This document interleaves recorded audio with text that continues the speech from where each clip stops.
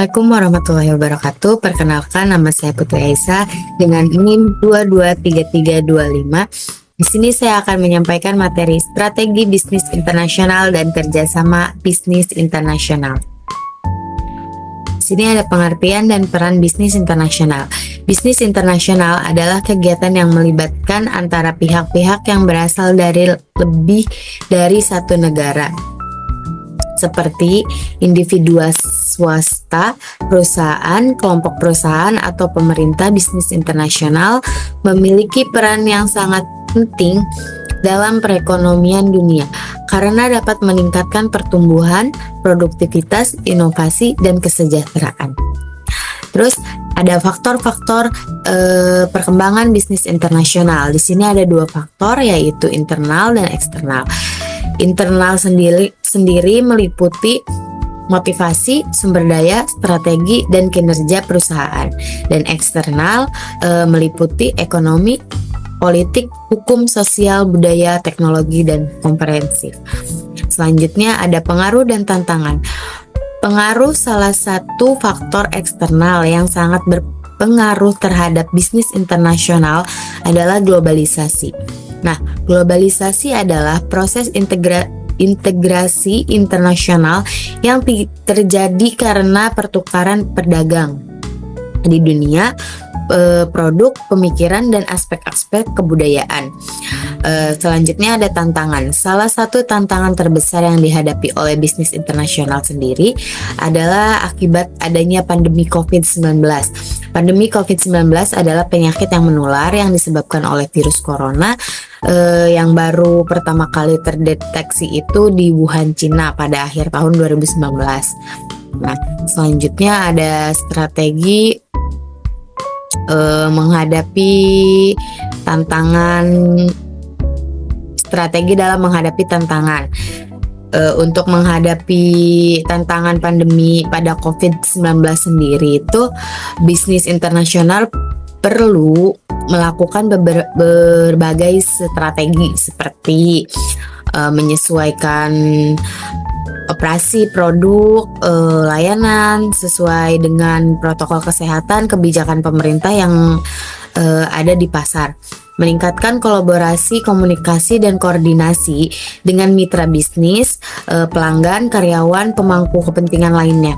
Terus meningkatkan efisiensi, fleksibilitas, dan ketahanan rantai pasok produk, distribusi, dan konsumsi. Selanjutnya ada meningkatkan kualitas, nilai, dan diferensiasi produk dan layanan. Terus meningkatkan penggunaan teknologi, data, dan analitikum untuk mendukung pengembalian keputusan, inovasi, dan adaptasi.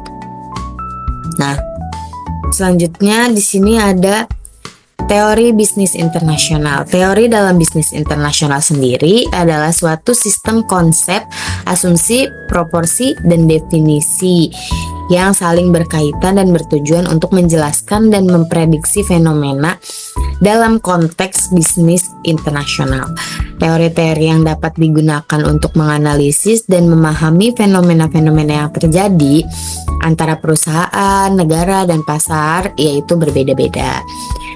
Terus di sini ada teori dan strategi bisnis. Ada beberapa teori yang relevan dengan bisnis internasional.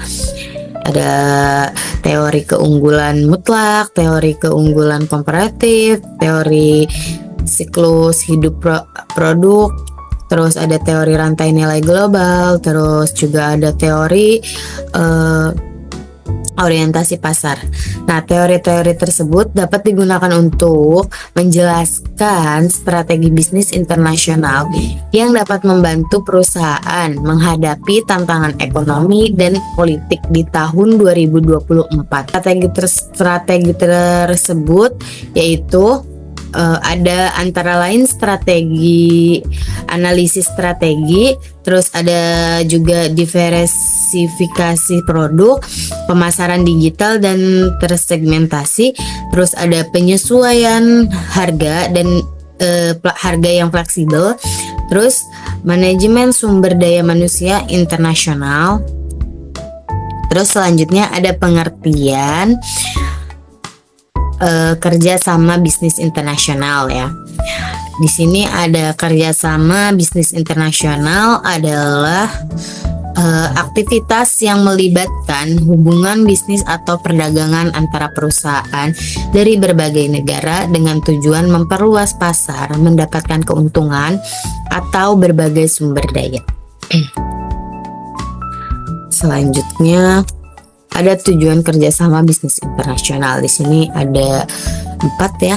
Ada ekspansi pasar yang untuk memperluas jangkauan produk dan jasa ke pasar global. Selanjutnya ada akses sumber daya, mendapatkan bahan baku, tenaga kerja, atau teknologi yang lebih unggul. Terus diverifikasi resiko, mengurangi ketergantungan pada satu pasar atau sektor ekonomi. Selanjutnya ada meningkatkan kompetensi, pengembangan keahlian melalui transfer teknologi dan pengetahuan. Nah, di sini juga ada bentuk kerjasama bisnis internasional. Di sini ada ekspor dan impor, perdagangan barang atau jasa antar negara, terus investasi langsung asing, foreign direct investasi FID, perusahaan asing membangun pabrik atau fasilitas di negara lain. Selanjutnya, joint venture, 2 atau lebih perusahaan dari negara berbeda bekerja sama untuk proyek tertentu. Selanjutnya ada franchise and licensing, perusahaan membentuk hak kepada perusahaan lain untuk menggunakan merek, teknologi, atau produk. Nah, analisis strategi kerjasama tanpa membentuk perusahaan baru. Terus ada juga hitungan kerjasama bisnis internasional sendiri, antara lain meningkatkan profit dan efisiensi bisnis, terus akses dan teknologi baru dan inovasi, pertumbuhan ekonomi global dan lokal, terus diverifikasi produk dan layanan.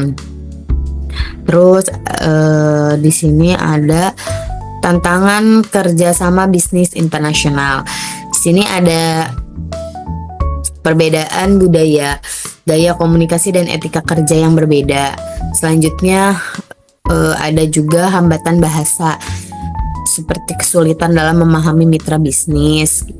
Selanjutnya ada regulasi dan kebijakan pemerintah, peraturan ekspor, impor, tarif, dan pajak. Resiko ekonomi dan politik, perubahan kebijakan atau situasi politik di negara tujuan. Strategi sukses dalam kerjasama bisnis internasional.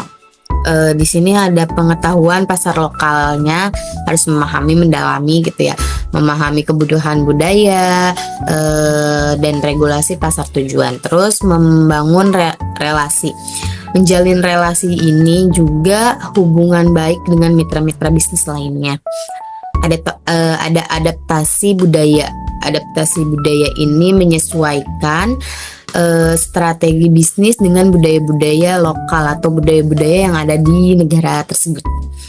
Selanjutnya, kepatuhan terhadap regulasi, mematuhi hukum perdagangan internasional. Dan di sini ada kesimpulan bahwa bisnis internasional merupakan aktivitas yang melibatkan transaksi antara berbagai pihak dari berbagai negara yang memiliki peran penting dalam perekonomian global.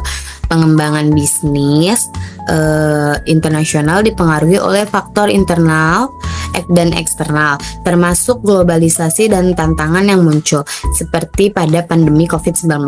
Untuk mengatasi tantangan tersebut, perusahaan perlu menerapkan berbagai strategi, seperti menyesuaikan operasi, meningkatkan kolaborasi, efisiensi rantai pasok, serta memanfaatkan teknologi.